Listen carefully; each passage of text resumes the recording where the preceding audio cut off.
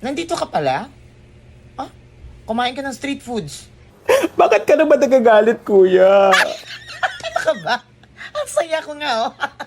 Ang saya ko nakita kita. Anong street foods ba yun? Yung ba yung parang mga orange-orange? Street foods? Hindi mo alam? Saan ka ba nag-aral? Hindi ko alam kung ano-ano ba tong mga to. Ewan ko sa'yo, Mars, para hindi kang lumaki sa farm. Huwag mo nang isa-isahin, kainin mo na lang. Ito, yung itlog ng pugo. Hindi, itlog ng kapre. Kwek-kwek ata tawag dito. Hindi, ang tawag dyan, pudding ng inamorn. Ito, yung malaking egg na orange. Egg na orange! Calamaris siya na malaki. Hindi, tenga siya ng baklang penguin. Tatikman ko na ito na nakaraanin eh. May nagtanong, Ah! Fried chicken skin. hindi, balat ng ostrich.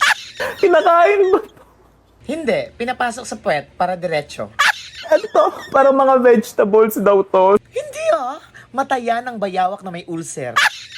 Sisiyo na. Hindi yan sisiyo. Pterodactyl yan, pterodactyl. Oh, sige. Okay. Unahin mo yung balat ng ostrich, masarap yan.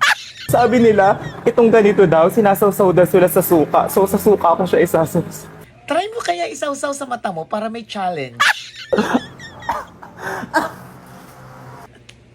Ang sarap talaga hambalusin. O ano, Mars, ang lasa? Para siyang mga chichirya. Pero masarap. Ah! Pakikuha nga ng barbidal at karayom, may kukulamin lang ako. Ito kwek-kwek. Hindi nga, ang tawag dyan, pudong ng inamorn. Sabi nila penoy daw to. Hindi petoy yan, petoy. Di pa kasi ako nakakain ng penoy. Hindi pa nakakain ng penoy, pero nakakain na ng petoy. Para di siyang normal na egg. Baka ibang egg yung tinutukoy mo. May lasa siya, parang hindi siya normal na egg. Anong gusto mo? May buhok? Nakakadalawa na ako, ate. Ayaw niya pero nakadalawa na. Tindi mo, te.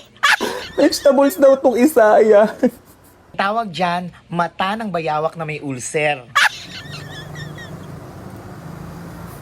Aminin mo, masarap. Oh my God. Bakit? Masarap naman Wala namang lason. Calamaris naman. Hindi yan calamares. Ang tawag dyan, tenga ng baklang penguin.